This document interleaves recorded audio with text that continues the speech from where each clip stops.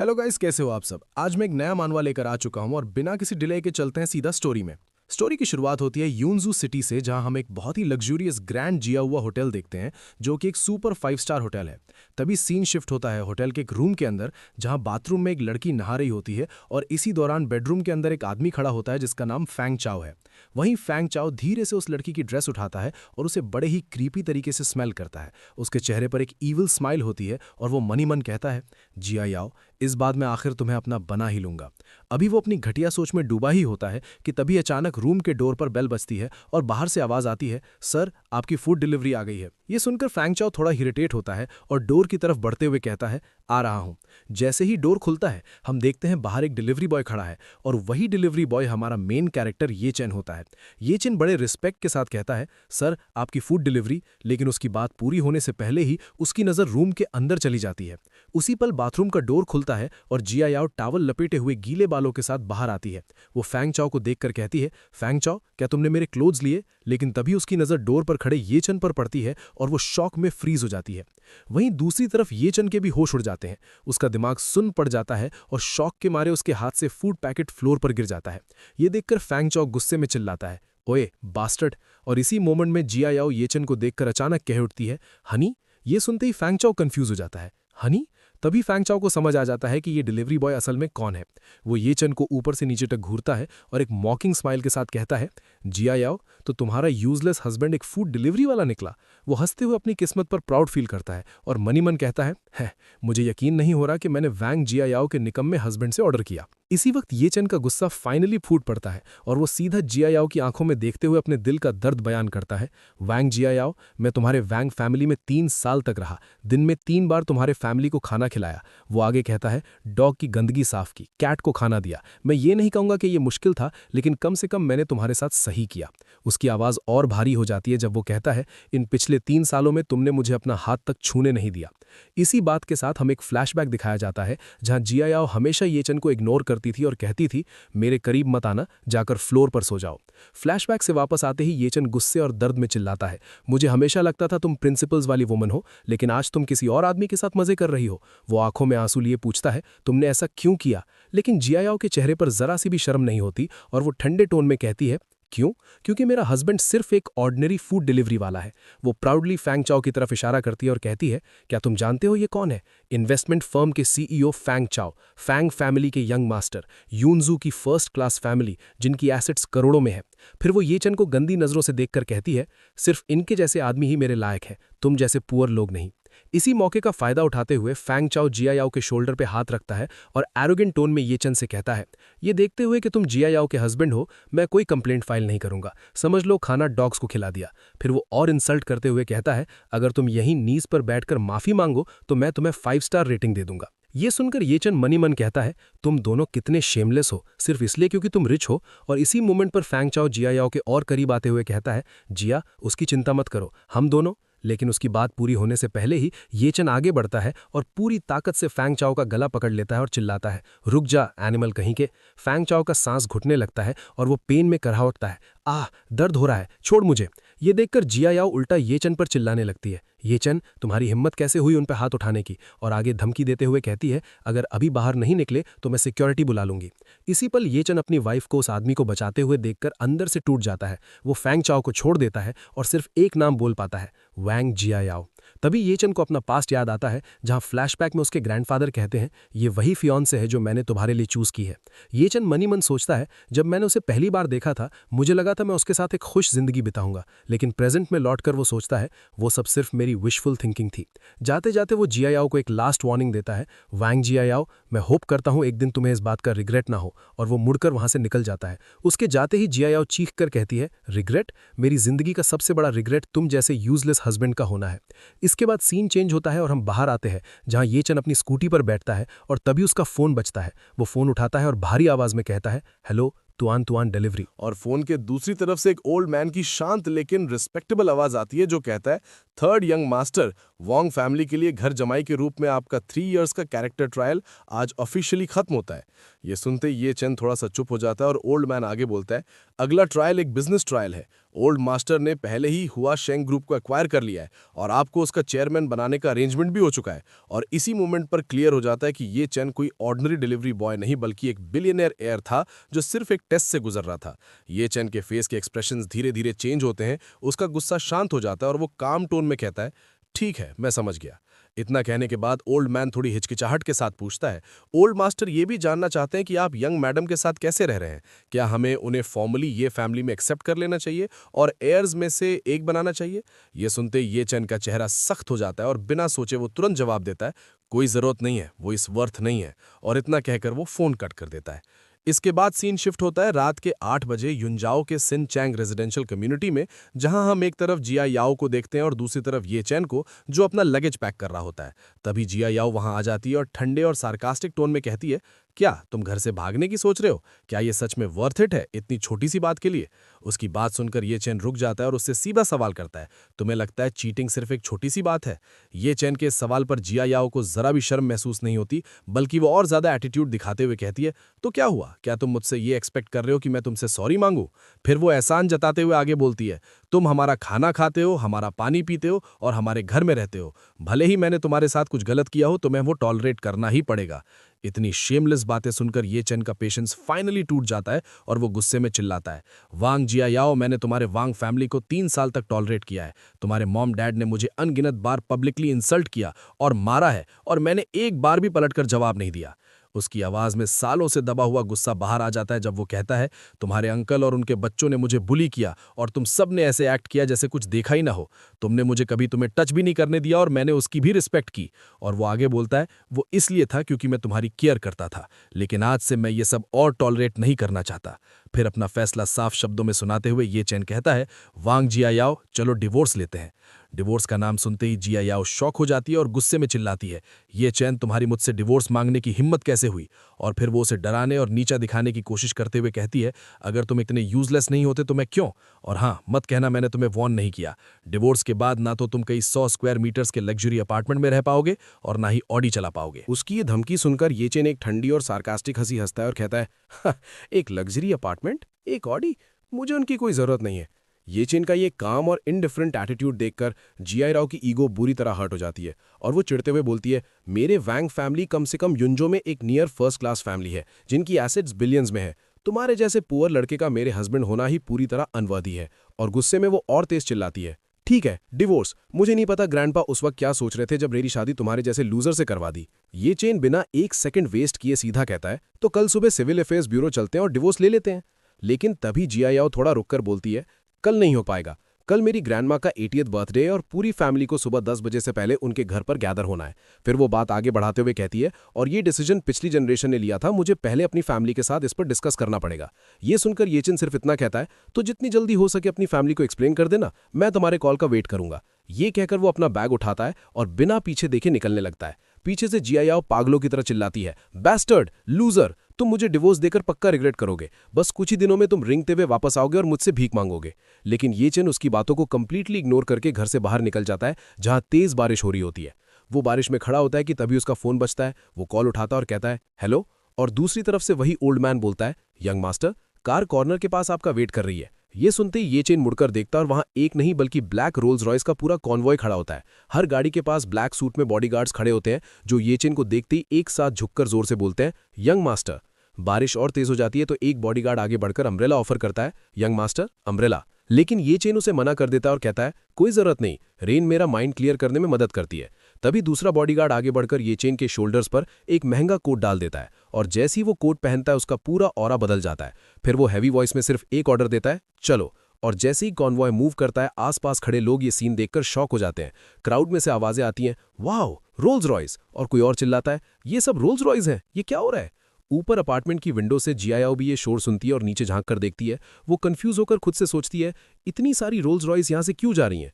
क्या कोई बहुत इंपॉर्टेंट इंसान यहाँ आया था? उसे जरा भी अंदाजा नहीं होता कि वो इंपॉर्टेंट इंसान वही था जिसे उसने अभी घर से निकाला है। इसी के साथ हमें ये फैमिली के बारे में बताया जाता है कि दुनिया सिर्फ रॉथस्चिल्ड्स, डुपॉन्ट्स और मॉर्गन्स जैसी मिस्टीरियस फैमिलीज को जानती है, लेकिन सबसे मिस्टीरियस फैमिली असल में ये फैमिली है जिनके एसेट्स 100 बिलियन से ज्यादा हैं, फिर भी वो बेहद लो की रहते हैं और तुम रिच लोगों की लिस्ट में उनका नाम भी नहीं ढूंढ पाओगे। सीन चेंज होता है और ये चेन एक हेलीकॉप्टर के पास पहुंच चुका होता है जहां एक बॉडीगार्ड रिस्पेक्ट के साथ कहता है, यंग मास्टर इस तरफ। और यही हमें बताया जाता है कि ये फैमिली अपने एयर्स को कैसे प्रिपेयर करती है, जहां नेक्स्ट जनरेशन के कैंडिडेट्स 3 साल की एज से ही स्क्रीनिंग और ट्रायल से गुजरते हैं। 5 साल की एज में मार्शल आर्ट्स, पियानो और वायलिन एक साथ सीखते हैं और 18 ईयर्स तक वो पहले ही अमेरिकन यूनिवर्सिटी का 4 ईयर्स का बिजनेस स्कूल करिकुलम कंप्लीट कर चुके होते हैं। लेकिन सिर्फ स्टडीज ही नहीं बल्कि कैरेक्टर को मोल्ड करने के लिए फैमिली एल्डर्स उन्हें स्पेशल टेस्ट देते हैं। इसी बात पर ये चेन को याद आता है वो दिन जब 3 साल पहले ये फैमिली एस्टेट में उसके ग्रैंडपा ने उसे ऑर्डर दिया था, ये चेन, मैं तुम्हारी मैरिज वैंग फैमिली में युंजो की एक सेकंड क्लास फैमिली के साथ एक कॉमन मैन के रूप में अरेंज कर रहा हूं। तुम अपनी आइडेंटिटी रिवील नहीं करोगे और इस टेस्ट को सक्सेसफुली कंप्लीट करोगे। जिसके जवाब में ये चेन ने कहा था, हाँ ग्रैंडपा, मैं समझ गया। प्रेजेंट में वापस आते हुए ये चेन हेलीकॉप्टर में बैठा सोचता है, उस वक्त मैंने अपनी मर्जी से ये ट्रायल एक्सेप्ट किया था, लेकिन अब वो सब खत्म हो चुका है। कुछ देर बाद हेलीकॉप्टर एक पैलेस जैसे मैंशन पर लैंड करता है। गार्ड्स उसे ग्रीट करते हैं, यंग मास्टर वेलकम बैक। और इस तरह ये चेन अपने रियल घर और अपनी रियल आइडेंटिटी के साथ वापस आ चुका होता है। वो मैंशन की तरफ देखकर मनी मन कहता है, मैं ये चेन वापस आ चुका हूं। सीन फिर शिफ्ट होता है अगले दिन सुबह 10 बजे युंजो सीसान विला एरिया में, जहां वैंग फैमिली की ओल्ड मैडम का बर्थडे सेलिब्रेशन चल रहा होता है और सब लोग उन्हें विश कर रहे होते हैं, ग्रैंडमा हैप्पी बर्थडे और मॉम आप 200 साल जिए। तभी क्राउड में से कोई जियायाओ से पूछता है, अरे वो लूजर ये चेन नहीं आया? जियायाओ थोड़ा हेजिटेट करके कहती है, वो शायद काम पर गया है। ये सुनते ही वैंग शाओजी और वैंग वायान हंसकर बोलते हैं, काम, खाना डिलीवर करना। और वैंग शाओजी गुस्से में कहते हैं, वो हमारी वैंग फैमिली के लिए एक धब्बा है। एक बार मेरी मसराटी से टकरा गया था और मेरी हिम्मत नहीं हुई फ्रेंड्स को बताने की वो हमारा रिलेटिव है। ये सब सुनकर ओल्ड मैडम वैंग भड़क उठती हैं और ऑर्डर देती हैं, उसे अभी के अभी यहां बुलाओ, उसमें बिल्कुल मैनर्स नहीं है। ग्रैंडमा का गुस्सा देखकर जियायाओ पैनिक में कहती है, ग्रैंडमा आज वो इसलिए नहीं आया क्योंकि हम डिवोर्स लेने वाले हैं। ये सुनते ही ग्रैंडमा शॉक में चिल्लाती हैं, क्या डिवोर्स? तुम्हें डिवोर्स लेने की परमिशन किसने दी? क्या तुम भूल गई हो कि तुम्हारी शादी तुम्हारे लेट ग्रैंडफादर ने अरेंज करवाई थी? इस पर जियायाओ तुरंत रोने का ड्रामा शुरू कर देती है, घुटनों पर गिर जाती है और कहती है, ग्रैंडमा मैं ग्रैंडपा की लास्ट विश के अगेंस्ट जाने की हिम्मत नहीं कर सकती, लेकिन ये चेन उसने लिमिट क्रॉस कर दी है, उसका बाहर किसी और वुमन के साथ अफेयर चल रहा है। और साथ ही वो अपने मन में सोचती है कि फैमिली को ये कभी नहीं पता चलना चाहिए कि पहले चीटिंग उसने खुद की थी। अगर live in son in law ये चेन उसे छोड़ना चाहता है तो गेम पलट देना ही बेहतर है। जियायाओ की ये बात सुनते ही ग्रैंडमा और ज्यादा भड़क जाती हैं और गुस्से में कहती हैं, क्या वो एनिमल? 3 साल तक हमने उसे रहने के लिए मैंशन दिया, चलाने के लिए लग्जरी कार्स दी और फिर भी वो तुम्हारे लिए लॉयल नहीं रह सका और दूसरी औरतों के पास चला गया। तभी वांग शाओजी बीच में बोल पड़ता है, जियायाओ बुरा मत मानना कि तुम्हारा एल्डर ब्रदर ये कह रहा है, लेकिन इसमें थोड़ी गलती तुम्हारी भी है। 3 साल हो गए तुम्हारी शादी को, लेकिन तुमने उसे कभी खुद को टच भी नहीं करने दिया। कोई सरप्राइज नहीं है कि ये चेन दूसरी विमेन ढूंढ रहा हो। या फिर तुम अपनी प्योरिटी इसलिए बचा रही थी ताकि उसे डिवोर्स देकर कोई नया रिच हस्बैंड ढूंढ सको। उस इडियट को तो ये समझ भी नहीं आया होगा। लेकिन ग्रैंडमा का गुस्सा कम होने के बजाय और बढ़ जाता है और वो सख्त आवाज में कहती हैं, चाहे जियायाओ ने कुछ भी किया हो, फिर भी ये चेन को दूसरी औरत ढूंढने का कोई राइट नहीं है। उस एनिमल को अभी के अभी यहां बुलाओ, मैं आज उसे हमारी फैमिली का जस्टिस दिखाऊंगी। ग्रैंडमा का ऑर्डर सुनते ही जियायाओ डरते हुए हाँ हाँ कहती है और तुरंत फोन मिलाती है। कॉल कनेक्ट होते ही ये चेन दूसरी तरफ से पूछता है, क्या बात है? और जियायाओ अकड़ के कहती है, ग्रैंडमा तुम्हें यहां बुलाना चाहती हैं। लेकिन ये चेन बिना सोचे सीधा जवाब देता है, नहीं आ रहा, और इतना कहकर फोन कट कर देता है। ये देखकर जियायाओ गुस्से से भर जाती है और मन ही मन सोचती है, इसने मेरे फेस पर फोन कट करने की हिम्मत कैसे की? फिर वो ग्रैंडमा को बताती है, वो नहीं आ रहा। ये सुनते ही ग्रैंडमा का टेम्पर पूरी तरह से हाई हो जाता है और वो गुस्से में कहती हैं, एक घर जमाई की औकात डॉग से ज्यादा नहीं होती और फिर भी इतनी हिम्मत की टैंट्रम्स दिखाए। शाओजिए तुम जाओ और उसे पकड़कर मेरे पास ले आओ। शाओजिए खुश होते हुए कहता है, ठीक है, और मन में सोचता है कि ये चेन को फिर से पीटने का परफेक्ट मौका है। ये कहकर वो वहां से निकल जाता है। शाओजिए के जाने के बाद ग्रैंडमा सब लोगों को एड्रेस करती हैं और कहती हैं, मैंने आज सबको जल्दी इसलिए बुलाया है क्योंकि कल ही हुआ शिंग ग्रुप में एक नया चेयरमैन आया है। किसी को नहीं पता वो कौन है और कहां से आया है। फिर वो समझाती हैं, अभी हम 70 मिलियन की एक फाइनेंसिंग डील नेगोशिएट कर रहे हैं, लेकिन कॉन्ट्रैक्ट अभी तक साइन नहीं हुआ है। तुम सब जानते हो कि हमारी डिंगचिंग रियल एस्टेट हमेशा हुआ शिंग ग्रुप के साथ कोलैबोरेट करती आई है, इसलिए हुआ शिंग ग्रुप के नए चेयरमैन के साथ अच्छे रिलेशंस बनाना हमारी वांग फैमिली के फ्यूचर के लिए सबसे इंपॉर्टेंट है। वहीं दूसरी तरफ सीन शिफ्ट होता है जहां हम ये चेन को देखते हैं और उसका बॉडीगार्ड थोड़ा कंफ्यूज्ड होकर पूछता है, यंग मास्टर आप अभी भी कुरियर के कपड़े क्यों पहने हुए हैं? इस पर ये चेन शांत टोन में जवाब देता है, आज कुरियर के तौर पर मेरे कॉन्ट्रैक्ट का लास्ट डे है, मैंने जो शुरू किया था उसे खत्म करना चाहता हूं। और मन ही मन सोचता है कि अभी अपनी आइडेंटिटी बताने का वक्त नहीं आया, दुश्मन को खुले में देखना ज्यादा ईजी होता है जब मैं अंधेरे में रहूं। तभी अचानक उसका फोन बजता है और वहीं हम वांग शाओजिए को अपनी कार में ये चेन को लेने आता हुआ कॉल पर बोलता है, हेलो ये चेन, मैं वांग शाओजी ये बोल रहा हूँ, कहाँ हो तुम, चलो बात करते हैं। और ये चेन बिना डरे कामली जवाब देता है, मैं लुवियान रेजिडेंशियल कम्युनिटी में खाना डिलीवर कर रहा हूँ। वांग शाओजी ये ठंडी हंसी के साथ कहता है, ओ मैं बस अभी वहाँ आ रहा हूँ, मेरा वेट करना। और कुछ ही देर बाद शाओजी अपनी कार को फुल स्पीड में लाता है, ये चन के पास आकर जोर से ब्रेक्स मारता है, फिर कार का ग्लास नीचे करके एटीट्यूड के साथ कहता है, गाड़ी में बैठो, ग्रैंडमा तुमसे मिलना चाहती हैं। ये सुनते ही ये चन बिना रुके सीधा जवाब देता है, भले ही तुम्हारी ग्रैंडमा वांग जिया याओ के लिए बैक करें, कोई फायदा नहीं है, मैं ये डिवोर्स लेकर ही रहूंगा। ये चन की बात सुनते ही शाओजी भड़क उठता है और गुस्से में चिल्लाता है, क्या तुम पागल हो गए हो, मेरी ग्रैंडमा तुमसे बैक करेंगी, वो तुम्हें फैमिली जस्टिस देना चाहती हैं। इस पर ये चन कामली पूछता है, फैमिली जस्टिस किस बेसिस पर? यह सवाल सुनते ही शाओजी और भड़क जाता है और उंगली उठाकर ब्लेम लगाता है, किस बेसिस पर? तुमने बाहर एक फकिंग वुमन ढूंढी है, चाहे जो भी हो, वांग जिया याओ अभी भी वांग फैमिली की मेंबर है, तुमने वांग फैमिली के साथ गलत किया है, इसलिए तुम मरने के लायक हो। ये सुनते ही ये चन धीरे से अपना हेलमेट उतारता है और सरप्राइज के साथ पूछता है, मैंने बाहर वुमन ढूंढी है, क्या वांग जिया याओ ने ये कहा? और अगले ही पल वो अपनी हंसी रोक नहीं पाता और जोर से हंसता है, फफ। उसकी हंसी देखकर शाओजी चिढ़कर पूछता है, तुम हंस क्यों रहे हो? तभी ये चन का फेस एकदम सीरियस हो जाता है और वो मन ही मन गुस्से में कहता है, वांग जिया याओ, वो शेमलेस औरत, लोगों को बुली करने की भी एक लिमिट होती है।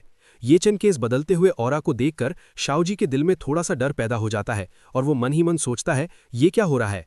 ये चन का एक्सप्रेशन सडनली इतना स्कैरी क्यों हो गया, जैसे कोई सुपीरियर सबको नीचे देख रहा हो। लेकिन फिर वो खुद को समझाता है, नहीं, मैं पक्का गलत देख रहा हूँ, इस यूजलेस ट्रैश के पास ऐसी ऑरा कैसे हो सकती है?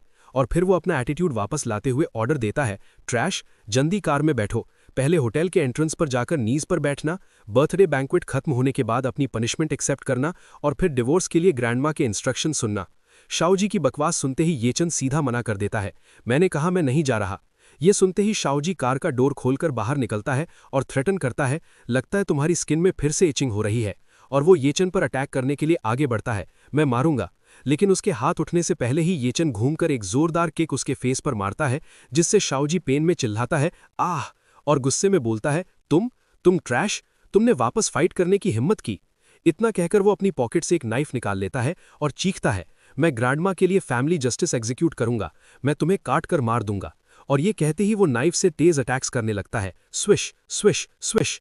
लेकिन येचन बड़ी आसानी से उसके सब अटैक्स डॉज करता है और एक प्रिसाइज हिट से उसके हाथ पर मारकर नाइफ गिरा देता है। इसके तुरंत बाद येचन उस पर पंचेस की बारिश कर देता है और शाओजी के फेस को बुरी तरह पीट देता है। कुछ ही सेकंड्स में शाओजी जमीन पर गिर जाता है और दर्द से चिल्लाता है, आओ आओ। शाओजी की हालत खराब करने के बाद येचन ठंडे टोन में वार्निंग देता है, वापस जाओ और वांग फैमिली को बता देना, मैं अब उनका डॉग नहीं हूं जो बुलाने पर आए और हाथ हिलाने पर चला जाए। जब तक मैं खुद न चाहूं कोई मुझे ऑर्डर नहीं दे सकता। जमीन पर पड़े शाओजी गुस्से में चिल्लाता है, तुम live in son in law, बस रुक जाओ। सीन शिफ्ट होता है और हम वान हाउ होटल का नज़ारा देखते हैं। वहाँ ओल्ड मैडम वैंग वेट कर रही होती हैं और तभी यहाँ पे साओजिए भी आ जाता है और ये देखकर वो हैप्पी होते हुए कहती हैं, साओजिए हमेशा की तरह एफिशिएंट है। लेकिन तभी साओजिए कार से लड़खड़ाते हुए बाहर निकलता है और रोता है, ग्रैंडमा। साओजिए का सूजा हुए फेस देखकर ग्रैंडमा शॉक हो जाती हैं और पूछती हैं, मेरे अच्छे ग्रैंडसन, तुम्हें इस तरह किसने मारा, किसने तुम्हें हिट किया? साओजिए रोते हुए कंप्लेन करता है, ग्रैंडमा, वो वांग जिया याओ का यूजलेस हस्बैंड था जिसने मुझे मारा। ये सुनते ही पास खड़े साओजिए के डैड वांग जीचियांग एंगर से रेड हो जाते हैं और कहते हैं, क्या उस यूजलेस चीज ने तुम्हें हर्ट करने की हिम्मत की? मैं उसे डेड चाहता हूं। तभी इधर साओजिए रिक्वेस्ट करता है, पुलिस को बुलाएं ग्रैंडमा। इस पर ग्रैंडमा मना करते हुए समझाती हैं, ये एक फैमिली मैटर है, टेंशन मत लो, मैं पक्का उसे वो पनिशमेंट दिलवाऊंगी जो वो डिजर्व करता है। ऐसी शेमफुल बात पुलिस को बुलाने से न्यूज इजीली फैल जाएगी। फिर ग्रैंडमा जीचियांग की तरफ मुड़ती हैं और ऑर्डर देती हैं, जीचियांग, मुझे पता है तुम अंडरवर्ल्ड में कुछ फ्रेंड्स को जानते हो, उन्हें उस एनिमल को एक हार्ड लेसन सिखाने दो और उसे वापस मेरे पास लाओ। जीचियांग तुरंत मान जाता है और कहता है, जी। हाफ आवर बीत जाता है और सीन हुआयान रेजिडेंशियल कम्युनिटी में शिफ्ट होता है। वहां ये चैन चल रहा होता है।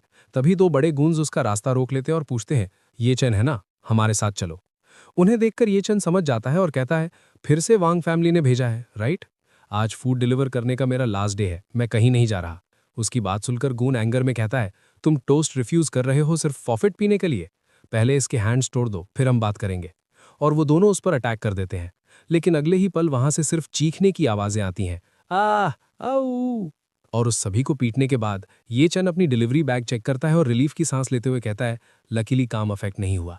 लेकिन तभी उनमें से एक गून हिम्मत करके पीछे से अटैक करने के लिए उठता है और चिल्लाता है, रुक। ये सुनते ही ये चन बिना पीछे मुड़े बस एक जोरदार बैकहैंड पंच मारता है, जिससे वो गूंद हवा में उड़ता हुआ दूर जा गिरता है और वहीं ढेर हो जाता है। ये चन वापस अपना बैग चेक करता है और कहता है, लकीली टेक आउट ठीक है। इसके बाद वो अपनी स्कूटर पर बैठता है और अगले डेस्टिनेशन की तरफ निकलते हुए कहता है, बस एक लास्ट ऑर्डर बचा है। और उसके बाद सीन शिफ्ट होता है वानहाउ होटल की तरफ, जहां वांग फैमिली की पार्टी चल रही थी। और तभी वांग जीचियांग घबराया हुआ अपनी मॉम को बताता है, मॉम, जो प्रोफेशनल गूंज मैंने हायर किए थे वो ये चन के हाथों क्रिपल हो गए हैं। ये सुनकर ओल्ड मैडम वांग शॉक हो जाती हैं और एंगर में पूछती हैं, क्या क्या कोई नहीं है जो इस एनिमल को हैंडल कर सके? उनकी ये बातें सुनकर आसपास खड़े गेस्ट सरप्राइज हो जाते हैं और आपस में विस्पर करने लगते हैं, माय गॉड, मैंने सच में ये एक्सपेक्ट नहीं किया था। क्या वो useless live in son in law एक मार्शल आर्टिस्ट हो सकता है? तभी पास खड़ा एक ओल्ड मैन कहता है, ओल्ड मैडम, मिस्टर माकुन जो युनजाओ में 1-to-1 डिलीवरी के जनरल एजेंट है, वो बर्थडे की विश देने आए हैं। ये नाम सुनते ही जीचियांग अपनी मॉम से कहता है, क्या ये येचन का बॉस नहीं है? मॉम, मेरे पास एक अच्छा आइडिया है। अगली सीन में हम देखते हैं कि 2-on-2 डिलीवरी के जनरल एजेंट मा कुन हाथ में एक महंगी वाइन बॉटल लिए अंदर एंटर करते हैं। वो बड़े अदब के साथ आगे बढ़ते हैं और मुस्कुराते हुए कहते हैं, ओल्ड मैडम वोंग, मैंने सुना है आपको ड्रिंक करना पसंद है। ये लीजिए 90 रोमनी कोंटी की एक बॉटल स्पेशली आपके लिए। हैप्पी बर्थडे और दुआ करता हूं आप लंबी और हेल्दी जिंदगी जिएं। इसके बाद ओल्ड मैडम वैंग गिफ्ट तो एक्सेप्ट कर लेती हैं, लेकिन उनका चेहरा उतरा हुआ होता है। वो धीमी आवाज में कहती हैं, शुक्रिया प्रेसिडेंट माँ। उनका मूड देखकर माकुन थोड़ा कंसर्न्ड हो जाता है और पूछता है, ओल्ड मैडम वैंग, क्या बात है, आप थोड़ी अपसेट लग रही हैं। तभी ओल्ड मैडम गहरी सांस लेते हुए जवाब देती हैं, बॉस माँ, मुझे आप पर हंसने का डर नहीं, लेकिन हमारी वैंग फैमिली इस वक्त एक सीरियस फैमिली ट्रबल से गुजर रही है। उसके बाद बात को आगे बढ़ाते हुए जी चैंग बीच में बोल पड़ता है, क्या आपको ये चैन याद है, मेरे छोटे भाई के फैमिली का वो घर जमाई? ये सुनकर माकुन थोड़ा हैरान हो जाता है और तुरंत पूछता है, आप कह रहे हो कि उस घर जमाई ने सिर्फ चीट ही नहीं किया बल्कि आपके यंग मास्टर को जख्मी भी कर दिया? इसके बाद माकुन मन ही मन सोचता है, उस घर जमाई की इतनी हिम्मत कैसे हुई वैंग फैमिली को प्रवोक करने की। फिर वो अफसोस भरे टोन में कहता है, अफसोस की बात है युनजो में मेरे ज्यादा कनेक्शंस नहीं है, वरना मैं खुद उस एहसान फरामोश बेकार इंसान को सबक सिखाता। ये सुनते ही जी चैंग जल्दी से कहता है, नहीं नहीं बॉस माँ, आप बहुत हम्बल हैं, आप इस मामले में एक्चुअली मदद कर सकते हैं। फिर वो थोड़ा आगे झुककर कहता है, वो कमीना आपका एम्प्लॉय है, 2-on-2 डिलीवरी में काम करता है। ये सुनकर माकुन पूरी तरह शॉक हो जाता है, क्या ये चेन 2-on-2 डिलीवरी का एम्प्लॉय है? सच्चाई कंफर्म होते ही उसके चेहरे पर एक कॉन्फिडेंट स्माइल आ जाती है और वो कहता है, प्रेसिडेंट वैंग, ये मामला अब मुझ पर छोड़ दीजिए। इसके बाद माकुन तुरंत अपना फोन निकालता है और कॉल लगाता है, हेलो लिटिल चाय, चेक करो ये चेन की एम्प्लॉय आईडी और उसकी करंट लोकेशन। फिर शातिर मुस्कान के साथ ऑर्डर देता है, गुड, उसे तुरंत एक ऑर्डर असाइन करो, लोकेशन वानहाउ ग्रैंड होटल। 15 मिनट बाद हम ये चन को होटल के बाहर पहुंचते हुए देखते हैं। वो फोन पर कहता है, मिस्टर मा, आपका फूड डिलीवरी आ चुका है, मैं वानहाउ होटल के एंट्रेंस पर हूं। दूसरी तरफ से माकुन ठंडे टोन में कहता है, अंदर लेकर आओ। ये चन होटल को देखकर थोड़ा सस्पिशियस हो जाता है और मन ही मन सोचता है, वानहाउ ग्रैंड होटल युनजो का बेस्ट बर्थडे बैंक्वेट होटल है, वांग जिया याओ की पूरी फैमिली यहीं होगी। फिर वो फोन पर पोलाइटली कहता है, होटल पॉलिसी के अकॉर्डिंग डिलीवरी ड्राइवर्स को अंदर अलाउ नहीं होता, प्लीज आप बाहर आकर ले लीजिए। इधर अंदर खड़ा माकुन जो ओल्ड मैडम के साथ होता है, फोन पर कहता है, ठीक है, एंट्रेंस पर वेट करो, और फोन काट देता है। तभी बाहर खड़ा ये चन अचानक कई फुटस्टेप्स की आवाज सुनता है और समझ जाता है, डैम इट, ये एक ट्रैप है। और तभी माकुन ओल्ड मैडम वैंग और पूरी वैंग फैमिली के साथ बाहर आता है और रिस्पेक्टफुली ओल्ड मैडम को रास्ता दिखाते हुए कहता है, ओल्ड मैडम वैंग इस तरफ। फिर माकुन सीधा ये चन के सामने आकर अकड़ के साथ ऑर्डर देता है, अपनी यूनिफॉर्म और वर्क बैच उतारो, अभी के अभी। कंफ्यूज्ड ये चन पूछता है, तुम्हारा क्या मतलब है? उसके कंफ्यूजन का मजाक उड़ाते हुए शाओजी जोर से हंसता है और कहता है, इडियट, क्या तुम जानते हो ये कौन है? ये तुम्हारे टॉप बॉस हैं, माकुन, 2-on-2 डिलीवरी के जनरल एजेंट। तभी माकुन धमकी भरे टोन में कहता है, अगर तुम्हें यकीन नहीं तो मैं मैनेजर कई से कॉल करवा देता हूं। इसी वक्त येचन का फोन बजता है और कॉल उठाते ही दूसरी तरफ से मैनेजर चिल्लाता है, येचन, तुमने प्रेसिडेंट मा को कैसे ऑफेंड कर दिया? तुम ऑलरेडी फायर हो चुके हो। मैनेजर की बात सुनकर येचन का गुस्सा और डिसअपॉइंटमेंट दोनों साथ फूट पड़ते हैं और वो मन ही मन सोचता है, मैं अपना डिलीवरी करियर पीसफुली खत्म करना चाहता था, लेकिन इस बास्टर्ड ने सब बर्बाद कर दिया। तभी माकुन चीखता है, जल्दी करो, कपड़े उतारो, तुम फायर्ड हो, और प्रेशर बनाते हुए जोर से बोलता है, स्ट्रिप, सब उतार दो। गुस्से में येचन अपनी जैकेट उतार देता है। ये देखकर शाओजी ये वीडियो रिकॉर्ड करते हुए जोर जोर से हंसता है और कहता है, हा हा हा, बिल्कुल कुत्ते जैसा लग रहा है। उसके बाद जिचियांग भी आगे आता है और ताना मारता है, बेकार चीज, अब कहाँ गई तुम्हारी एरोगेंस? मेरे बेटे को मारने की हिम्मत की थी ना? येचन उन सबको इग्नोर करते हुए कामली कहता है, बॉस माँ, सुना है इस साल आपका तुआन डिलीवरी के साथ एजेंसी कॉन्ट्रैक्ट एक्सपायर हो रहा है। ये सुनकर माकुन शौक और गुस्से दोनों में आ जाता है। मन ही मन सोचता है इसे कैसे पता, लेकिन ऊपर से एटीट्यूड दिखाते हुए कहता है इससे तुम्हारा क्या लेना देना। और फिर ये चेन डिक्लेयर करता है रिन्यूअल डिस्कस करने के लिए कैपिटल जाने की जरूरत नहीं है, तुम अब एजेंट नहीं रहोगे। ये सुनते ही माकुन भड़क उठता है और चिल्लाकर कहता है तुम समझते क्या हो खुद को? तुम कहते हो मैं एजेंट नहीं बन सकता तो मैं एजेंट नहीं बन सकता। क्या तुम जानते हो तुआन तुआन डिलीवरी के सीईओ के साथ मेरे रिलेशंस कितने टाइट हैं? तभी वहां बैठी ओल्ड मैडम वैंग बीच में इंटरफेयर देती हैं और एंगर से चीखती हैं ये चैन एनिमल नीज पर बैठो। वो सबके सामने अनाउंस करती हैं आज सभी गेस्ट्स के सामने मैं तुम पर फैमिली जस्टिस एग्जीक्यूट करूंगी। पहले तुमने चीट किया और जिया याओ के साथ गलत किया, फिर तुमने मेरे ग्रैंडसन को मारा। लेकिन ये चैन उनकी बात मानने से साफ इनकार कर देता है और पलटकर जवाब देता है ओल्ड थिंग ड्रीम्स देखती रहो, मैं क्यों नीज पर बैठूं। ये चैन की बदतमीजी देखकर ओल्ड मैडम उसे पुरानी बात याद दिलाती हैं। 3 इयर्स पहले जब तुमने हमारी वैंग फैमिली में मैरिज की थी, तुमने पर्सनली प्रॉमिस किया था। मैं तुमसे पूछती हूं क्या तुम्हारा वो पुराना प्रॉमिस अभी भी काउंट करता है? एक बार तुमने वैंग फैमिली के लिए कुछ हार्मफुल किया तो तुम मेरी वैंग फैमिली का जस्टिस एक्सेप्ट करोगे। इस पर ये चेन बिना डरे चेस्ट चौड़ा करके कहता है जो मैं ये चेन कहता हूं वो नेचुरली काउंट करता है। उसकी ये बात सुनते ही ओल्ड मैडम तुरंत ऑर्डर देती हैं अच्छा मेरी वैंग फैमिली का जायंट ड्रैगन रूलर लेकर आओ। जिस पर जी चियांग तुरंत कहता है जी। अगले ही पल एक चमचमाता हुआ गोल्ड का ड्रैगन रूलर लाया जाता है। इस स्कैरी वेपन को देखकर बताया जाता है कि इस चीज से फेस पर मार खाने से कम 3 डेज तक पेन होता है। कुछ और हिट्स और फेस सड़ जाएगा। रूल। ओल्ड मैडम एंगर में जी चियांग को ऑर्डर देती हैं मेरे लिए इसे 20 टाइम्स मारो। और जी चियांग रूलर हाथ में लेते हुए कहता है जी। तभी जिया याओ के डैड वैंग जीवान आगे आते हैं और कहते हैं मॉम ये मेरी गलती थी कि मैं अपने सन इन लॉ को ढंग से डिसिप्लिन नहीं कर पाया, मुझे पर्सनली इसे लेसन सिखाने दीजिए। लेकिन उसी वक्त जिया याओ आती है और अपने डैड के हाथ से वो रूलर छीन लेती है और कहती है मुझे करने दीजिए, वो मेरा हस्बैंड है, मुझे उसे मारने दीजिए। और गाइज इस मनुहा के चैप्टर्स अभी तक इतना ही आया था और ये मनुहा कैसा है कमेंट करना और बताना, और तब तक के लिए बाय बाय। तो कहानी वहीं से आगे बढ़ती है जहां पिछले एपिसोड में हमने छोड़ा था। माहौल पूरी तरह गर्म था क्योंकि जिया याओ गुस्से में वो जायंट ड्रैगन रूलर अपने हाथ में लेकर येचन को सबक सिखाना चाहती थी। लेकिन ये सीन देखकर येचन एक अलग ही मूड में नजर आता है। उसके चेहरे पर एक सार्कास्टिक स्माइल आ जाती है और वो सीधा जिया याओ की हिपोक्रेसी पर वार करता है। वो ताना मारते हुए कहता है कि पहले तुमने चीट किया, ऊपर से मुझे ही चीटिंग के लिए फ्रेम किया, क्या ये सब काफी नहीं था जो अब तुम मेरे मुंह पर थप्पड़ भी मारना चाहती हो? ये बोलने के बाद वो रुकता नहीं है बल्कि अपने सार्केज़म का लेवल और बढ़ा देता है। वो बड़े ही कड़वे शब्दों में कहता है वाह गुड वाइफ, मैंने सच में एक ऐसी गुड वाइफ से शादी की है जो सदियों में मुश्किल से मिलती है। ये चिन की एक कड़वी सच्चाई सुनकर जिया याओ को मिर्ची लग जाती है और वो गुस्से में करके मुंह फेर लेती है।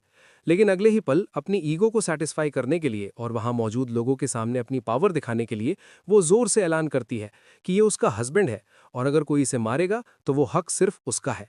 अपने इस एक्शन को जस्टिफाई करते हुए वो मन ही मन सोचती है कि आखिर येचन उसका आदमी है, वो दूसरों को उसे कैसे मारने दे सकती है, क्योंकि अगर कोई और उसे मारेगा तो ये इनडायरेक्टली उसके खुद के मुंह पर थप्पड़ होगा। जिया याओ अभी अपनी ये जस्टिफिकेशन दे ही रही थी कि तभी सिनेरियो चेंज होता है। अचानक पास खड़ा शाओ जिये आगे लपकता है और बिना किसी वार्निंग के झटके से जिया याओ के हाथ से वो ड्रैगन रूलर छीन लेता है।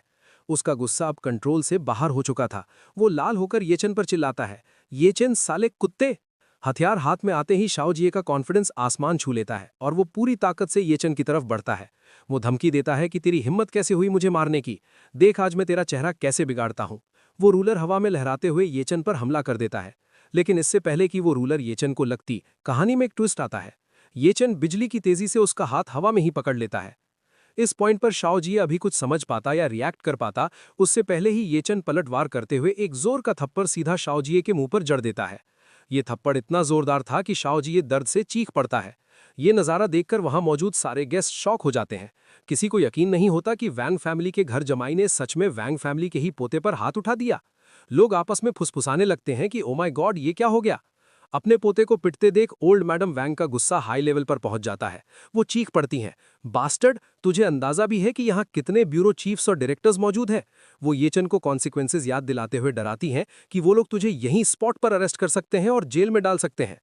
इतनी बड़ी धमकी सुनने के बावजूद येचन बिल्कुल रिलैक्स खड़ा रहता है। वो बड़े ठंडे दिमाग से जवाब देता है कि मुझे लगता है यहाँ मौजूद सारे गेस्ट ने साफ साफ देखा होगा। वो वैंग शाओजी था जिसने पहले मुझ पर वेपन से अटैक किया। अपनी सफाई देते हुए वो क्लियर करता है कि मैं तो बस सेल्फ डिफेंस कर रहा था। तभी भीड़ में से एक गेस्ट आगे आता है और सिचुएशन को और कॉम्प्लिकेट करते हुए कहता है कि लेकिन तुमने अभी कहा था कि तुम वैंग फैमिली का जस्टिस मानने को तैयार हो, पर जब पनिश होने की बारी आई तो तुम अपनी बात से पलट गए। वो आदमी येचन को जज करते हुए सवाल उठाता है कि इतना अनरिलायबल होना क्या तुम्हें लगता है ये किसी मर्द को शोभा देता है? उसकी हाँ में हाँ मिलाते हुए बाकी गेस्ट्स भी बोल पड़ते हैं कि बिल्कुल सही, ये बंदा अपनी बात का पक्का नहीं है। इसी बात को आगे बढ़ाते हुए येचन उनकी बात काटता है और अपनी शर्त रखता है। वो कहता है कि मैं वैंग फैमिली का जस्टिस मानने के लिए तैयार हूं, लेकिन शर्त यह है कि मैंने कुछ गलत किया हो। ये सुनते ही ओल्ड मैडम वैंग गुस्से से फट पड़ती हैं और चिल्लाती हैं कि तुमने जिया याओ की पीठ पीछे बाहर औरतों को ढूंढा और मेरे पोते को भी पीटा, क्या ये काफी नहीं है? लेकिन ये बात सुनकर अब येचन का कंट्रोल खत्म हो जाता है।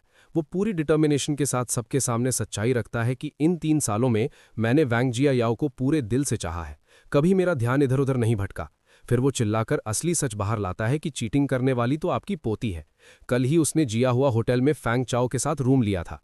आप चाहें तो रूम रिकॉर्ड्स चेक करवा सकती हैं। ये नाम सुनते ही भीड़ के बीच हंगामा मच जाता है। सब हैरान होकर बातें करने लगते हैं कि फैंग चाओ, क्या ये फैंग फैमिली का सेकंड यंग मास्टर फैंग चाओ है? कोई और बीच में बोल पड़ता है कि मैंने बहुत पहले सुना था कि वैंग फैमिली अपने दामाद के लिए फैंग फैमिली के किसी लड़के को ढूंढ रही थी। लगता ये सच है। भीड़ में गॉसिप शुरू हो जाती है कि वैंग फैमिली और फैंग फैमिली का सोशल स्टेटस वाकई मैच करता है, लेकिन वैंग जिया याओ को दूसरी शादी करने से पहले डिवोर्स तो ले लेना चाहिए था ना। शादीशुदा होते हुए चीटिंग करना सही नहीं है ना। कुछ लोग जिया याओ पर ताना मारते हुए हंसते हैं कि ऐसा लगता है युनजू की नंबर 1 ब्यूटी उतनी भी शरीफ नहीं है जितना लेजेंड्स में सुनने को मिलता है। अपनी इज्जत उछलते देख जिया याओ घबरा जाती है और तुरंत कवर अप करने लगती है। वो ग्रैंडमा और सब लोगों से कहती है कि इसकी बकवास मत सुनिए, मैं कल फैंग चाओ से सिर्फ बिजनेस डिस्कस करने मिली थी। वो खुद को बचाने के लिए लॉजिक देती है कि आप सबको पता ही होगा कि हमारा डिंगचेंग रियल एस्टेट आजकल कैपिटल रेस कर रहा है, मैं बस यंग मास्टर फैंग के पास फाइनेंसिंग डिस्कस करने गई थी। जिया याओ के इस बात पर येचन तुरंत पलटवार करता है और सीधा सवाल पूछता है कि क्या बिजनेस डिस्कस करने के लिए तुम्हें होटल रूम लेने की जरूरत थी? क्या बात करने के लिए बाथरोब पहनना जरूरी था? वो भीड़ की तरफ इशारा करते हुए कहता है कि क्या तुमने यहां सबको बेवकूफ समझ रखा है? माहौल गर्मा ही रहा था कि तभी कुछ लोग दरवाजे की तरफ देखकर चिल्ला उठते हैं, अरे यंग मास्टर फैंग आ गए। एक और आदमी हंसता और कहता है, परफेक्ट टाइमिंग, शैतान का नाम लिया और शैतान हाजिर। फैंग चाओ वहां पहुंचता है और पूछता है कि यहां सबके साथ क्या चल रहा है। फैंग चाओ को देखते ही जिया याओ दौड़कर उसके पास जाती है और बेचारी बनने का नाटक करते हुए कहती है कि यंग मास्टर फैंग, हमारा ये घर जमाई जबरदस्ती मुझ पर इल्जाम लगा रहा है कि मेरा आपके साथ अफेयर चल रहा है। वो रिक्वेस्ट करते हुए उससे कहती है कि जल्दी से सबको बता दीजिए कि कल मैं सच में आपसे बिजनेस डिस्कस करने ही आई थी। जिया याओ की बात सुनकर फैंग चाओ मन ही मन गुस्से से उबल पड़ता है। वो सोचता है कि ये सॉफ्ट राइस खाने वाले बेकार आदमी ने सच में इतने लोगों के सामने मेरा और वैंग जिया याओ का मैटर खोल दिया। लेकिन ऊपर से शांत रहते हुए वो भीड़ को संभालता है और कहता है कि आप सब लोग प्लीज इस बेकार आदमी ये चन की बातों पर ध्यान मत दीजिए। जिया याओ और मैं इनोसेंट है। वो सफाई देते हुए बोलता है कि कल ये मेरे पास बस एक डॉक्यूमेंट डिलीवर करने आई थी। फिर वो पूरी अकड़ के साथ ये चन की तरफ मुड़ता है और चैलेंज करता है कि ये चन, तुम कह रहे हो कि मेरा जिया याओ के साथ अफेयर है, लेकिन क्या तुम्हारे पास कोई वीडियो या फोटो एविडेंस है? ये बोलते हुए वो मन ही मन खुश होता है क्योंकि उसे पता है सबूत मिट चुके हैं। वो सोचता है कि और जो एक रिकॉर्डिंग इसे प्रूव कर सकती थी वो मैंने अपने कनेक्शंस यूज करके डिलीट करवा दी है। वो कॉन्फिडेंट होकर सोचता है कि कल होटल में ये चन ने अपना फोन निकालकर फोटो या रिकॉर्डिंग नहीं की थी। वो देखना चाहता है कि ये live in son in law आखिर कहना क्या चाहता है। अपनी बात को और स्ट्रांग करने के लिए फैंग चाओ सबके सामने एक नई कहानी बनाता है। वो कहता है कि दोस्तों, ये चन मेरे बारे में ये झूठी अफवाह एक्चुअली एक दूसरी वजह से फैला रहा है। वो ये चन की बेइज्जती करने के लिए बताता है कि शायद सबको नहीं पता, लेकिन वैंग फैमिली का ये घर जमाई पार्ट टाइम फूड डिलीवरी का काम भी करता है। फिर वो एक झूठा किस्सा सुनाता है कि कल मैंने कुछ खाना ऑर्डर किया था और इत्तेफाक से ये वही डिलीवरी बॉय निकला। भीड़ को अपनी तरफ करते हुए वो कहता है कि किसने सोचा था इसका एटीट्यूड इतना टेरेबल होगा। उसने मेरा ऑर्डर किया हुआ खाना जमीन पर फेंक दिया। वो बात खत्म करते हुए कहता है कि इसीलिए मैंने इसे 1 स्टार बैड रेटिंग दे दी। बस यही वजह है इसके गुस्से की। अपनी बात को साबित करने के लिए वो तुरंत भीड़ में माँ उनकी तरफ इशारा करता है और कहता है कि इत्तेफाक से तुवान तुवान डिलीवरी के एजेंट बॉस माँ भी यहीं मौजूद है। फिर वो बॉस माँ से कहता है कि बॉस माँ, जरा इसके कल के डिलीवरी रिकॉर्ड्स चेक कीजिए। ये सुनते ही बॉस माँ अपना फोन निकालते हैं और चेक करके कंफर्म करते हुए कहते हैं कि यंग मास्टर फैंग बिल्कुल सही कह रहे हैं, कल इसे सच में एक 1 स्टार बैड रेटिंग मिली थी। वो डिटेल देते हुए आगे बोलते हैं कि और वजह थी इसका घटिया एटीट्यूड, इसने डिलीवरी जमीन पर फेंक दी थी, बिल्कुल वैसा ही जैसा यंग मास्टर फैंग ने बताया। और ये बात सुनते ही वहां मौजूद गेस्ट्स ये चन को घिनौनी नजरों से देखने लगते हैं और कमेंट्स पास करते हैं कि वाह, इस घर जमाई की सोच तो सच में कितनी घटिया है। कोई और ऐड करता है कि सही बात है, नीचे लोग ऐसे ही होते हैं, बिल्कुल नाली के चूहों की तरह। तीसरा बंदा कंक्लूड करता है कि तो ये सब बैड रेटिंग का बदला था, सच में कितना लो क्लास इंसान है। सबकी बातें सुनकर ये चंद सीधा जियायाओ की तरफ देखता है और सवाल करता है कि मैंने वो डिलीवरी जमीन पर क्यों फेंकी थी, क्या तुम इस बात को एक्सप्लेन करने में मदद नहीं करोगी। लेकिन जियायाओ उस पे ही इल्जाम लगा देती है और कहती है कि ये इसलिए हुआ क्योंकि तुम अपने काम में मेहनती नहीं हो, तुम्हारी बर्दाश्त करने की क्षमता बहुत कमजोर है। और उसके मुंह से ये बात सुनकर ये चंद जोर जोर से हंसने लगता है। वो हंसते हुए ताना मारता है, वाह क्या बात है, काम में मेहनती नहीं, क्या बर्दाश्त करने की क्षमता है। फिर वो मन में अफसोस करता है कि ये चन, इस मतलबी औरत से तुम्हें अभी भी क्या उम्मीदें बची हैं। इसके बाद वो सीरियस होकर सबके सामने पूछता है कि तुम लोग कहते हो मैं बाहर औरतों को ढूंढ रहा हूं, क्या तुम्हारे पास कोई सबूत है। ये सुनते ही ओल्ड मैडम वैंग सवालिया नजरों से जियायाओ की तरफ देखती हैं, जिसके जवाब में जियायाओ डर के मारे अपना सर ना में हिला देती है। सबूत ना होने पर ओल्ड मैडम वैंग बात बदल देती हैं और कहती हैं कि चूंकि तुमने से किसी के पास सबूत नहीं है तो इस मैटर को यहीं खत्म करते हैं, लेकिन तुमने मेरे पोते को मारा, ये बात ऐसे ही खत्म नहीं की जा सकती। और ये बात सुन के ये चंद जवाब देता है कि उसने ल्यूवियन रेजिडेंशियल कम्युनिटी के एंट्रेंस पर मुझ पर चाकू से हमला किया था। वो लॉजिक देते हुए कहता है कि वहाँ कैमरेज लगे हैं और कम्युनिटी सिक्योरिटी भी गवाही दे सकती है। मैं कानून के दायरे में रहकर बस खुद को बचा रहा था। वो सीधा चैलेंज करता है कि अगर आप इस बात को आगे बढ़ाना चाहती हैं तो चलिए पुलिस को बुला लेते हैं, अगर मैं अंदर गया तो मैं गारंटी देता हूं कि वो भी बचकर नहीं निकल पाएगा। ये सुनकर ओल्ड मैडम वैंग तिलमिला उठती हैं और ताना मारती हैं कि ठीक है, 3 साल मेरी वैंग फैमिली की रोटियां तोड़कर तुम काफी काबिल हो गए हो। वो गुस्से में पूछती हैं कि मेरे पोते को मारने के बाद क्या अगला कदम मुझे मारने का है। लेकिन ये बात सुनकर ये चंद शांति से कहता है कि ओल्ड मैडम वैंग, मैंने हमेशा आपकी इज्जत की है। वो वादा करते हुए बोलता है कि मैं आपसे प्रॉमिस करता हूं कि जब तक वैंग शाओजी ये फ्यूचर में मुझे पहले प्रवोक नहीं करेगा, मैं उससे बिल्कुल भी पंगा नहीं लूंगा। फिर वो अपनी आखिरी मांग रखता है कि मेरी बस एक ही रिक्वेस्ट है, मैं उम्मीद करता हूं कि आप मुझे और वैंग जियायाओ को डिवोर्स लेने की इजाजत दे देंगी। डिवोर्स का नाम सुनते ही ओल्ड मैडम वैंग गुस्से में कहती हैं, अच्छा है, बहुत अच्छा। फिर वो जोर से ऐलान करती हैं, दोस्तों आप सब जानते हैं कि 3 साल पहले मेरी वैंग फैमिली ने घर जमाई को अपनाया था। ये शादी मेरे लेट हस्बैंड ने तय की थी। इन 3 सालों में हालांकि जियायाओ खुश नहीं थी। वो अपनी बात कंटिन्यू करती हैं, बड़े बुजुर्गों की आखिरी ख्वाहिश पूरी करने के लिए जियायाओ के पेरेंट्स ने मुझसे कई बार डिवोर्स की बात की, लेकिन मैंने हर बार मना कर दिया। ये सुनकर मेहमानों में खुसुर फुसुर शुरू हो जाती है और फिर वो आगे बोलती हैं, मेरी पोती वैंग जियायाओ सबके प्यार की वजह से युनजाओ की नंबर 1 ब्यूटी मानी जाती है, और कौन किसके काबिल नहीं है ये मुझे बोलने की ज़रूरत नहीं है। फिर वो अपना आखिरी फैसला सुनाती हैं कि आज इस ये चन ने मेरे पोते को मारा और मेरी पोती और फैंग फैमिली के दोस्त को बदनाम किया। वो चिल्लाकर डिक्लेयर करती हैं, मैंने फैसला किया है कि मैं अब अपने लेट हस्बैंड की आखिरी ख्वाहिश को और नहीं मानूंगी। मैं ऐलान करता हूं कि ये चन अब से मेरी वैंग फैमिली का दामाद नहीं रहेगा। इसी वक्त से उसे मेरी वैंग फैमिली से बाहर निकाला जाता है।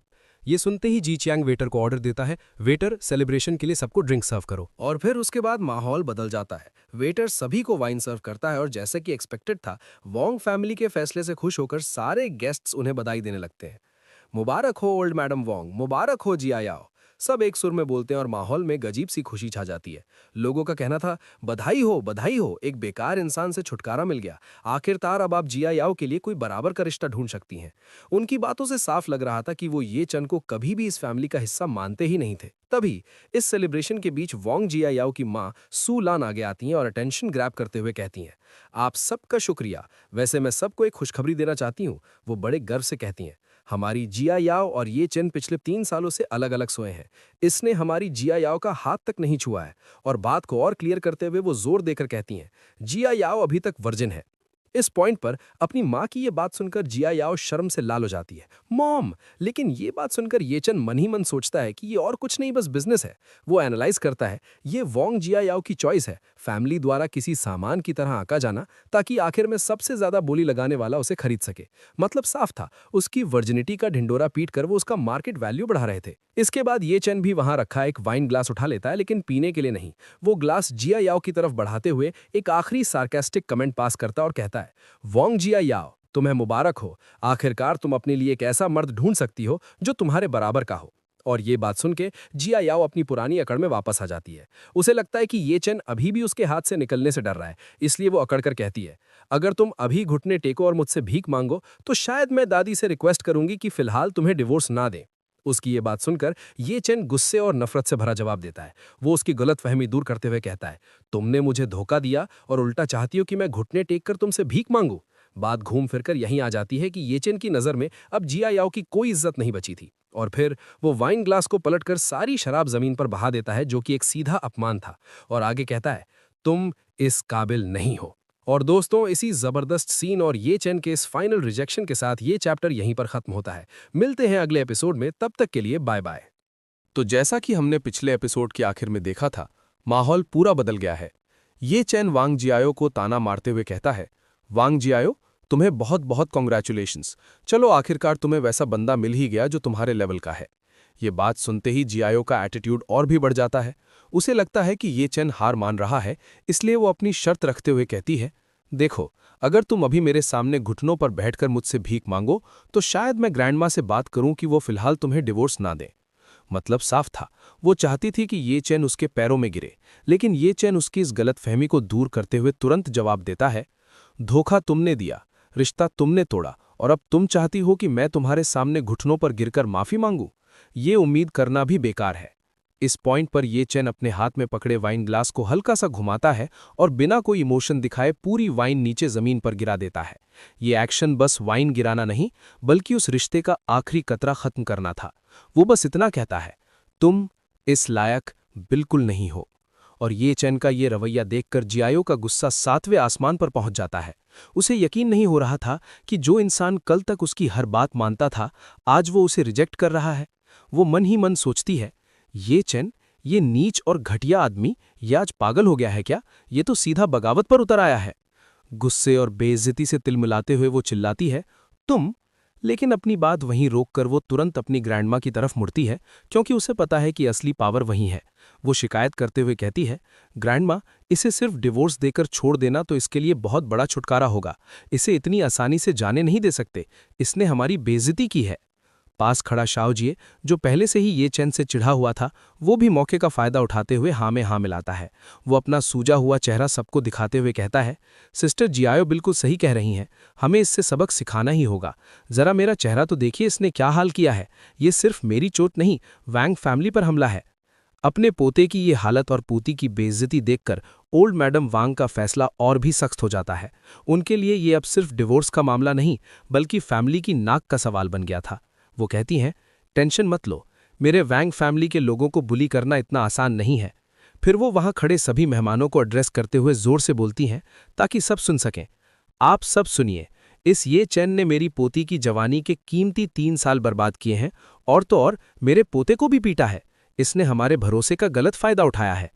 वो अपनी बात को और वजन देते हुए आगे कहती हैं, मेरी वैंग फैमिली पिछले काफ़ी सालों से युनजू में है, हमारी भी कुछ इज्जत और रेपुटेशन है यहाँ। अगर हमने इसे ऐसे ही जाने दिया तो मुझे डर है कि फ्यूचर में लोग हमारी वैंग फैमिली को सीरियस लेना बंद कर देंगे। लोग सोचेंगे कि हम कमज़ोर पड़ गए हैं।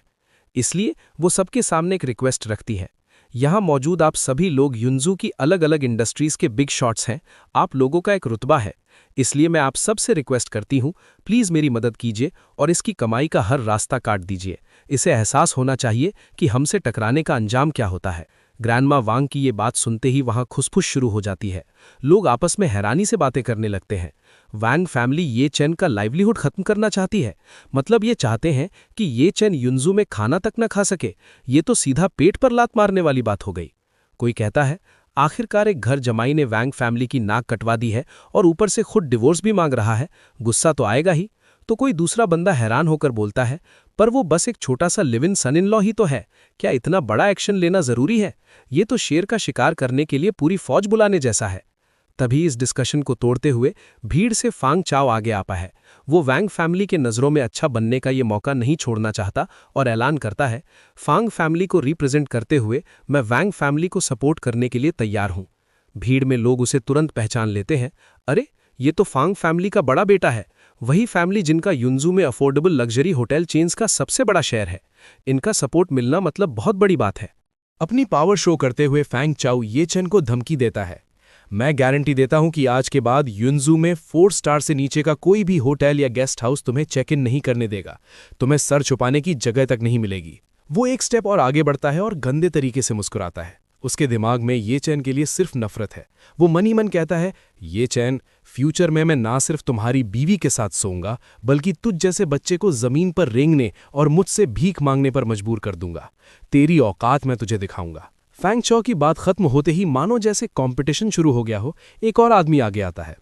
सब लोग सुनिए, मैं जोंग वेई हूं, लू वाई लू, शान वाई शान और त्यान कियान त्यान रेस्टोरेंट्स का ओनर। वो अपनी पावर और एक्सपीरियंस दिखाते हुए कहता है, मैं पिछले 20 सालों से युनजू के केटरिंग बिजनेस में हूं। मैं भी वैंग फैमिली का सपोर्ट करने के लिए तैयार हूं ताकि ये चैन की कमाई बंद की जा सके। इस शहर में खाना मिलेगा या नहीं, ये मैं डिसाइड करूंगा।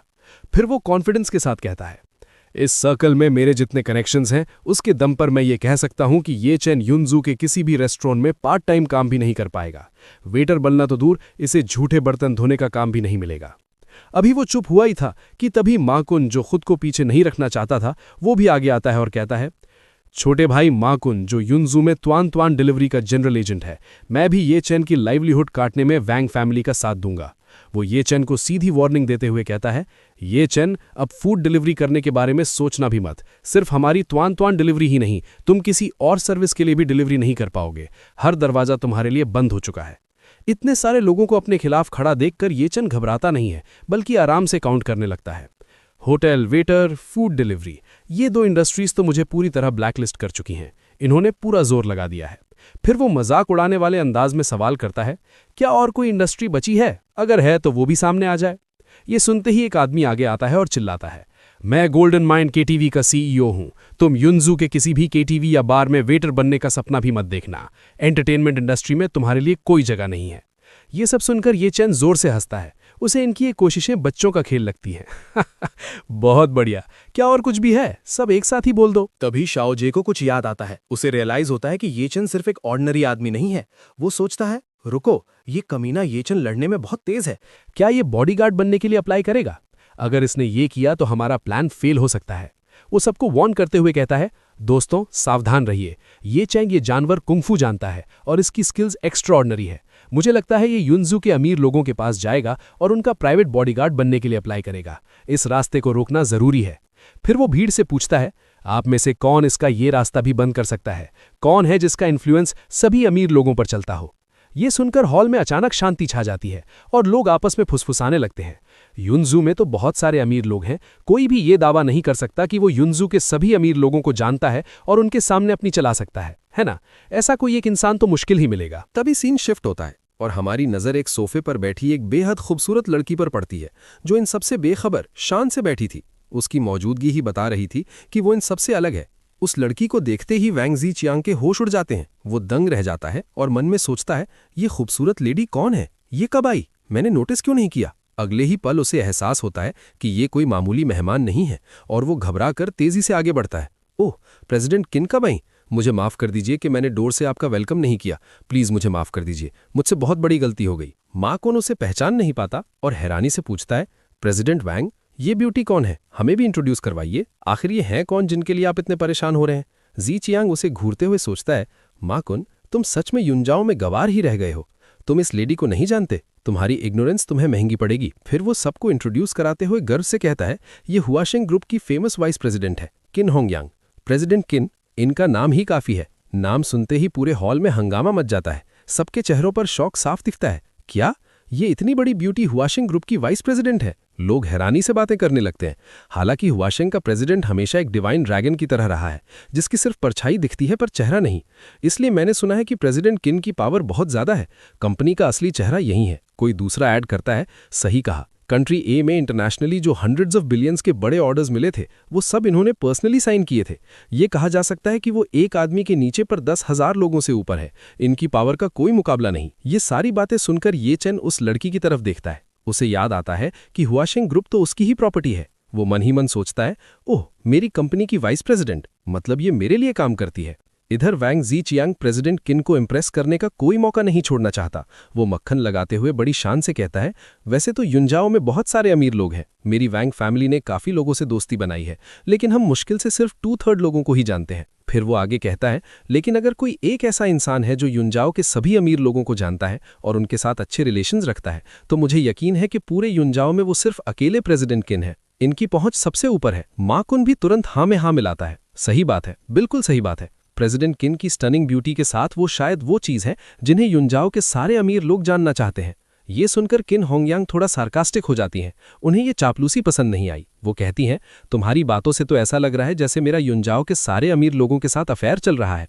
अपने शब्दों पर ध्यान दो। उसकी ये तीखी बात सुनकर माकुन घबरा जाता है और तुरंत माफी मांगने लगता है। सॉरी, मेरी जबान फिसल गई थी, मेरा वो मतलब नहीं था। लेकिन ऊपर से माफी मांगने के बावजूद माकुन मन ही मन कुछ और ही सोच रहा होता है। वो अपनी लार गटकते हुए गंदी सोच रखता है।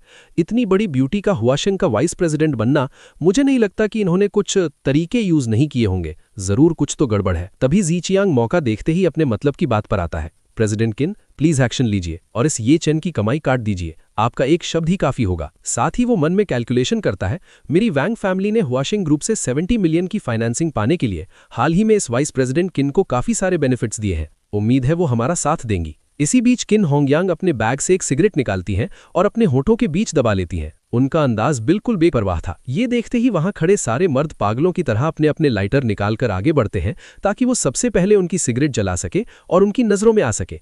लेकिन किन होंगयांग उन सबको ऐसे इग्नोर कर देती हैं जैसे वो वहां है ही नहीं। वो अपनी उंगली से इशारा करती हैं और भीड़ में खड़े ये चेन को आवाज देती हैं, इधर आओ। ये देखकर ये चेन मन में सोचता है, मेरी कंपनी की ये वाइस प्रेसिडेंट जिससे मैं कभी मिला नहीं हूं, ये थोड़ी इंटरेस्टिंग है। बाकी सबको छोड़कर मुझे बुला रही है। फिर वो पूछता है, तुम्हें क्या चाहिए? किन होंगयान सीधा ऑर्डर देती हैं, तुम मेरे लिए सिगरेट जलाओ। ये सुनते ही सभी लोग दंग रह जाते हैं। वो आपस में फुसफुसाते हैं, प्रेसिडेंट किन ने एक्चुअली उस यूजलेस कचरे को अपनी सिगरेट जलाने के लिए कहा। हम सब यहाँ खड़े हैं और उन्होंने उसे चुना। मुझे समझ नहीं आ रहा उस बेकार कचरे के पास ऐसी क्या खासियत या टैलेंट है। शायद वो उसे नीचा दिखाना चाहती हैं। लेकिन सबको हैरान करते हुए ये चंद सीधा मना कर देता है, मेरे पास लाइटर नहीं है। लोग फिर से शॉक हो जाते हैं, लाइटर नहीं है? यहाँ इतने सारे लाइटर्स मौजूद हैं, क्या तुम्हें मांगना नहीं आता? ये एक्चुअली पब्लिकली युनजाओ की वेल्दी सर्कल की टॉप गॉडेस किन होंगयान को मना कर रहा है। इसकी हिम्मत तो देखो। ये सुनते ही किन होंगयान अपनी जगह से खड़ी हो जाती हैं और येचन के पास आती हैं। उनके चेहरे पर गुस्सा नहीं बल्कि कुछ और ही था। वो उसके बिल्कुल करीब आकर पूछती हैं, नाम? और ये बात सुनकर येचन पूछता है, क्या नाम? किन होंगयान फिर से जोर देकर कहती हैं, तुम्हारा नाम। येचन थोड़ा इरिटेटेड टोन में कहता है, क्या तुम्हें सुनाई कम देता है? क्या अभी वांग जीचैंग ने नहीं कहा कि मेरा नाम येचन है? तुम्हें बार बार पूछने की क्या जरूरत है? ये सुनकर वांग जीचैंग गुस्से में चिल्लाता है, बैस्टर्ड, तुम्हें प्रेसिडेंट किन से बदतमीजी करने की परमिशन नहीं है, अपनी हद में रहो। लेकिन किन होंगयान हाथ उठाकर उसे शांत रहने का इशारा करती हैं। उन्हें येचन का ये एटीट्यूड पसंद आ रहा था। वो येचन की ओर करीब आती हैं, इतना करीब कि उनके बीच फासला ना के बराबर रह जाता है। वो अपना हाथ येचन की सीने पर रखती हैं और कहती हैं, येचन, सिर्फ इसलिए क्योंकि तुम्हारा सरनेम वही है जो हमारे हुआसिंग ग्रुप के नए अपॉइंट हुए प्रेसिडेंट का है, मैं तुम्हें बचने का एक रास्ता देना चाहती हूँ। इस कोइंसिडेंस का फायदा उठाओ। वो उसे ऊपर से नीचे तक देखती हैं और धीरे से कहती हैं, ध्यान से देखने पर तुम एक्चुअली दिखने में काफी अच्छे लगते हो। तुम्हारे अंदर कुछ बात तो है। फिर वो एक ऐसा ऑफर देती हैं जिसने सबको हिलाकर रख दिया। मेरी रिक्वेस्ट सुनो और फिर मैं तुम्हें अपना पर्सनल बॉडीगार्ड बनने दूंगी। कैसा लगा? ये सुनते ही पूरे हॉल में हंगामा मच जाता है। लोग चीख पड़ते हैं, प्रेसिडेंट किन उस लड़के येचन को बचाने की कोशिश कर रही हैं। क्यों? हम उसे बर्बाद करना चाहते हैं और ये उसे जॉब दे रही हैं। इतनी बड़ी ब्यूटी का पर्सनल बॉडीगार्ड बनना, क्या इस प्रेसिडेंट किन का दिल उस लड़के पर आ गया है? ये तो किस्मत पलटने वाली बात हो गई। दूर खड़ी जायाओ ये सब देखकर गुस्से और कंफ्यूजन में जल भुन जाती है। उसे समझ नहीं आ रहा था कि जिस आदमी को वो निकालना चाहती थी उसे इतनी बड़ी लेडी क्यों बचा रही है। वो सोचती है, इस किन होंगयान का मतलब क्या है? और गाइज, चैप्टर यहां पर खत्म होता है और तब तक के लिए बाय बाय। तो जैसा कि हमने लास्ट एपिसोड में देखा था, माहौल काफी गर्म था और बात सीधा येचन के फ्यूचर पर आ चुकी थी। किन होंगयान अपनी पोजीशन का पूरा फायदा उठाते हुए येचन के सामने एक ऑफर रखती है। येचन, सिर्फ इसलिए क्योंकि तुम्हारा सरनेम वही है जो हमारे हुआशेंग ग्रुप के न्यूली अपॉइंटेड प्रेसिडेंट का है, मैं तुम्हें बचने का एक चांस देना चाहती हूं। और वो उसे ऊपर से नीचे तक जज करती है और कहती है, ध्यान से देखने पर तुम एक्चुअली लुक्स में काफी अच्छे हो। मेरी रिक्वेस्ट सुनो और फिर मैं तुम्हें अपना पर्सनल बॉडीगार्ड बनने दूंगी। कैसा लगा? ये सुनते ही पूरे हॉल का एनवायरनमेंट बदल जाता है और हंगामा मच जाता है। लोगों के दिमाग में अलग अलग सवाल उठने लगते हैं और वो चीख पड़ते हैं। प्रेसिडेंट किन उस लड़के ये चेन को बचाने की कोशिश कर रही हैं। क्यों? बात यही नहीं रुकती, बल्कि लोग और गहराई में सोचने लगते हैं। इतनी बड़ी ब्यूटी का पर्सनल बॉडीगार्ड बनना, क्या इस प्रेसिडेंट किन का दिल उस लड़के पर आ गया है? जहां भीड़ हैरान थी, वहीं दूर खड़ी जिया याओ का गुस्सा 7वें आसमान पर था। ये सब देखकर वो कंफ्यूजन और जेलसी में जल भुन जाती है। उसके दिमाग में बस यही चल रहा था, इस किन होंगयान का मतलब क्या है? और इसी हंगामे के बीच जी चियांग के दिमाग की घंटी बजती है। वो अचानक शॉक होकर रियलाइज करता है कि नए प्रेसिडेंट का सरनेम भी वही है जो इस लड़के का है। वो बिना वक्त गंवाए तुरंत पूछता है, हुआ शेंग ग्रुप के नए प्रेसिडेंट का सरनेम भी ये है? अपनी क्यूरियोसिटी को वो कंट्रोल नहीं कर पाता और बात को कंफर्म करने के लिए आगे कहता है, प्रेसिडेंट किन, क्या मैं जान सकता हूं कि प्रेसिडेंट ये का पूरा नाम क्या है? जी चियांग का ये सीधा सवाल सुनकर किन होंगयान थोड़ा डिफेंसिव हो जाती है। सच्चाई ये थी कि उन्हें खुद ये बात नहीं पता थी, पर वो अपनी इग्नोरेंस को छुपाते हुए और कॉन्फिडेंट दिखते हुए कहती है, सॉरी, प्रेसिडेंट ये अभी के लिए नहीं चाहते कि ज्यादा लोग उनके बारे में जाने। पर बाहर से कॉन्फिडेंट दिखने वाली किन होंगयान अंदर ही अंदर डर रही थी और सोचती है, मुझे खुद उस मिस्टीरियस नए प्रेसिडेंट का नाम नहीं पता। अगर इन्हें पता चल गया तो मजाक बन जाएगा। उसकी ये हालत और कॉन्फिडेंस का नकाब देखकर ये चेन मन ही मन मुस्कुराता है और सोचता है, इसे पक्का मेरी आइडेंटिटी नहीं पता, वरना ये मुझसे थोड़ी देर पहले सिगरेट जलवाने को नहीं कहती। सिचुएशन को समझते हुए ये चेन सीधा सवाल करता है, प्रेसिडेंट किन, आप मेरी रोजी रोटी का इंतजाम कैसे करने का प्लान रखती हैं? इस पर किन होंगयान बिना किसी लिहाज के एक शर्त रखती है और कहती है, जब तक तुम घुटनों पर बैठकर ओल्ड मैडम वैंग शाओजिए और अपनी पत्नी से अलग अलग माफी नहीं मांग लेते, मैं बीच में आकर तुम्हें बचाने को तैयार हूँ। उसके बाद मैं तुम्हें अपना पर्सनल बॉडीगार्ड हायर कर लूंगी, साल की 2 लाख सैलरी पर। उनका ये ऑफर सुनते ही वहां खड़े लोगों के बीच बातें शुरू हो जाती हैं। लोग आपस में फुसफुसाने लगते हैं, प्रेसिडेंट किन उस लड़के ये चेन को बचाने की कोशिश कर रही हैं। क्यों? कोई हैरानी से कैलकुलेशन लगाते हुए कहता है, सिर्फ झुककर गलती मांगने से ब्लैकलिस्ट होने से बच जाएगा और प्रेसिडेंट किन जैसी ब्यूटी का पर्सनल बॉडीगार्ड भी बनेगा। ये कमीना तो पक्का हाँ कर देगा। ये सब सुनकर दूर खड़ी जिया याओ का गुस्सा और बढ़ जाता है। वो जल भुनकर सोचती है, इस औरत को क्या हुआ है? ये लगातार ये चेन को घुरे जा रही है। वो तुरंत अपनी दादी के पास जाकर कंप्लेन करती है, दादी, प्रेसिडेंट किन आपके अगेंस्ट जाने की कोशिश कर रही हैं। लेकिन ओल्ड मैडम वैंग का रिएक्शन बिल्कुल अनएक्सपेक्टेड होता है। गुस्सा होने के बजाय वो किन होंगेन की चालाकी से इंप्रेस होकर कहती हैं, ये औरत बहुत हाई लेवल की प्लेयर है। कोई हैरानी नहीं कि ये इतनी कम उम्र में हुआ शेंग की वाइस प्रेसिडेंट है। वो जिया याओ के सिचुएशन समझाते हुए बोलती हैं, देखो, ये आसानी से किसी को नाराज नहीं करती और ये किसी भी मर्द को अपना दीवाना और थैंकफुल बना सकती है। अब सबको लगता है कि ये चैन इस गोल्डन ऑफर को हाथों हाथ ले लेगा, लेकिन तभी ये चैन का चेहरा बिल्कुल ठंडा पड़ जाता है और वो बिना किसी हिचकिचाहट के सीधा जवाब देता है, मैं मना करता हूँ। उसका ये 2 तुक जवाब सुनते ही जिया याओ की आंखें फटी की फटी रह जाती हैं। किन होंगे उनको अपने कानों पर यकीन नहीं होता। वो गुस्से और फ्रस्ट्रेशन से चिल्ला पड़ती है, तुम, वो बात दोबारा कहो। उसके दिमाग में ये बात हजम नहीं हो रही थी और वो सोचती है, इस छोटे से घर जवाई ने एक्चुअली मुझे सबके सामने मना कर दिया। तभी अचानक सीन पलट जाता है। ये चैन तेजी से आगे बढ़ता है और किन होंगेन के बिल्कुल पास पहुंचकर उनका कान पकड़ लेता है। वो उनके कान को खींचते हुए जोर से चिल्लाता है, मैंने कहा मैं मना करता हूं। और ये देखकर किन होंगयान दर्द से चीख पड़ती हैं। आह! उनका कान सुन पड़ जाता है और चेहरे पर दर्द और शर्म दोनों एक साथ दिखाई देते हैं। ये बदतमीजी देखकर के जी चियांग आपे से बाहर हो जाता है और ये चेन पर उंगली उठाकर चिल्लाता है, तेरी हिम्मत कैसे हुई प्रेसिडेंट किन पर हाथ उठाने की? लेकिन ये चेन बिल्कुल रिलैक्स्ड होकर अपनी हरकत को जस्टिफाई करते हुए मजाक उड़ाते हुए कहता है, मुझे लगा प्रेसिडेंट किन को कम सुनाई देता है, इसलिए मैंने बिल्कुल उनके कान के पास जाके बोला। अपनी बेइज्जती होते देख किन होंगयान का गुस्सा कंट्रोल से बाहर हो जाता है। वो ये चेन को घूरते हुए चैलेंज करती है, अच्छा, बहुत अच्छा, ये चेन, तुम में हिम्मत तो है। और वो मन में गुस्से से उबलते हुए सोचती है, इस घर जवाई को नहीं पता कि इसके लिए क्या सही है। अब बात सीधा धमकी पर आ जाती है।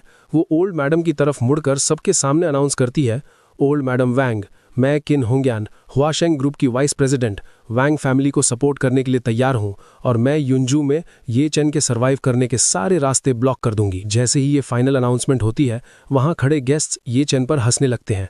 एक आदमी ताना मारता है, ये चेन तो बेकार कचरे के ढेर, अब तो बॉडीगार्ड भी नहीं बन सकता। दूसरा आदमी भी हंसती हुई आग में घी डाल देता है और फ्यूचर प्रेडिक्ट करते हुए कहता है, आगे चलकर तेरे पास युनजू में जिंदा रहने का कोई चांस नहीं होगा।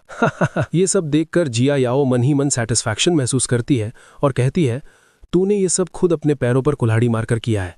मैंने तेरे साथ जो भी किया तुझे बस वो सब चुपचाप से सहना चाहिए था। और ये सब सुनने के बाद जब सबको लगा कि ये चन हार मान लेगा, वो किन होंग्यान से एक टेक्निकल सवाल करता है। किन होंग्यान, क्या मैं पूछ सकता हूं कि आपने जो अभी कहा वो आपका पर्सनल डिसीजन है या वाशिंग ग्रुप का? किन होंग्यान बिना हिचकिचाहट पूरे कॉन्फिडेंस के साथ जवाब देती है, बिल्कुल, ये दोनों का डिसीजन है। इस पर ये चैन उन्हें लॉजिक के जाल में घेर लेता है और कहता है, आप वॉशिंग ग्रुप की वाइस प्रेसिडेंट हैं, प्रेसिडेंट नहीं, तो आपको वॉशिंग ग्रुप का स्टैंड रिप्रेजेंट करने का क्या हक है? ये चैन की ये लॉजिकल बात सुनते ही भीड़ में खुसफुस शुरू हो जाती है।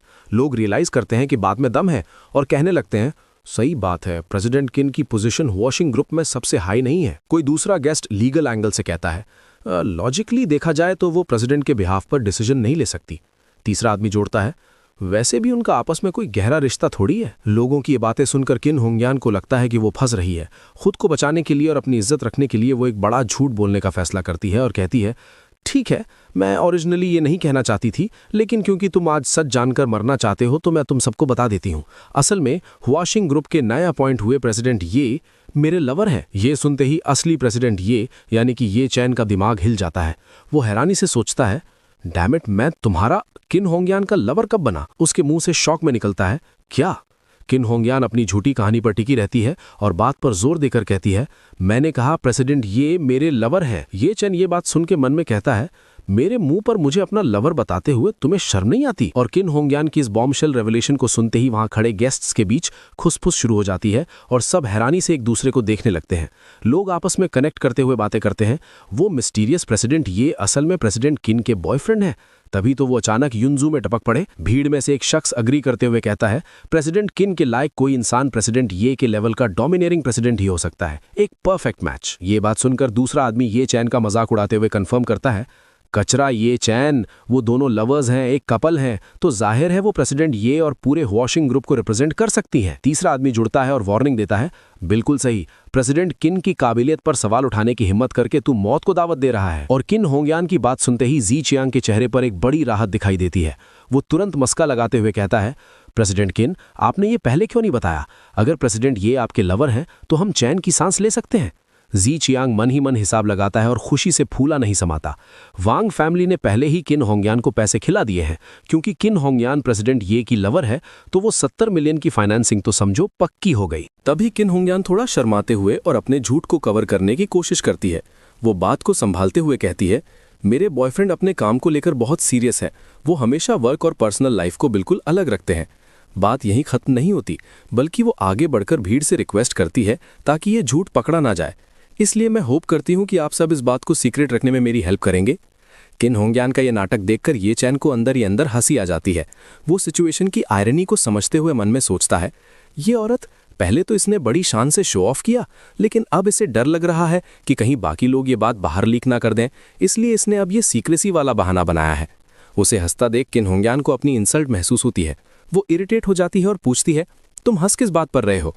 ये चैन उसे रियलिटी चेक देने के लिए टॉन्ट मारते हुए कहता है, मैंने सुना है कि प्रेसिडेंट ये ना सिर्फ बेहद अमीर हैं, बल्कि हैंडसम और टैलेंटेड भी हैं।